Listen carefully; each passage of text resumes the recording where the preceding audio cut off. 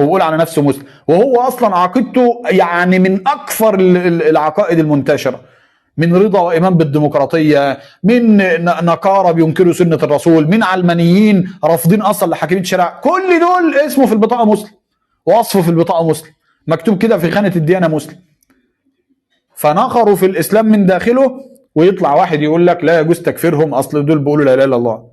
اتفضل، هتعمل انت بقى؟ اهو العلماني ده ممكن يبقى شيخ مسجد تروح تستفتيه، العلماني والليبرالي وناكر السنه ده ممكن في وقت من الاوقات يبقى هو اللي ماسك وزاره الماليه وكذا، ده هتستأمنوا على اموال الناس. فحصل اللي انتوا بتشوفوه ده، ان الموضوع في النهايه موضوع ان احنا خذلنا دين الله عز وجل وعينينا جامده يا اخي، رايحين نقول له يا رب انصرنا.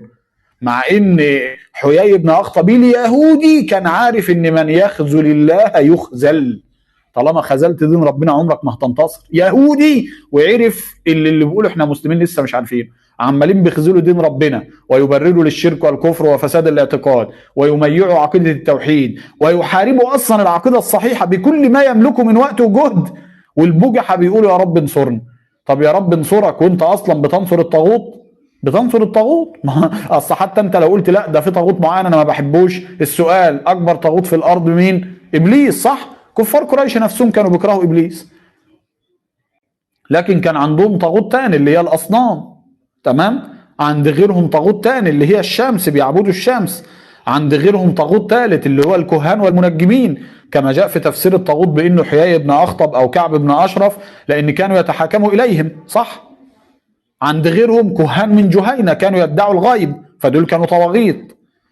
يعني انك تكفر بطاغوت واحد ده مش معناه انك كفرت بالطاغوت، الكفر بالطاغوت اسم جنسي يتضمن كل طاغوت، الشيطان كل رأس في الضلالة، المشرع اللي بيدعي علم الغيب، طاغوت القبور اللي الناس بتروح تسبح له وتنذر له وتتمسح بقبره وتظن ان بايديه الشفاء، تمام؟ كل دول طواغيت. لا يكفي انك تبرأ من طاغوت دون طاغوت، ولا تبرأ من 10 طواغيت وتسيب طاغوت.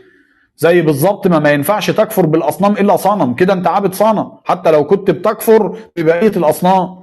ينبغي ان تبرأ من كل الاوثان والاصنام والانداد والشركاء والطواغيت، وتخلص عبادتك لله عز وجل وحده دون من سواه. صعب الكلام ده، يعني بحسسونا ان احنا بنقول طلاسم والكلام صعب، كلام اصلا موافق للفطره، واي حد مخلص هيركن هواه شويه هيلاقي الكلام ده كأنه عارفه، لأن مين هيختلف في كده؟ إفراد الله عز وجل بكل صور العباد، وأن لا يعبد إلا إياه، وأن يفرض بما لون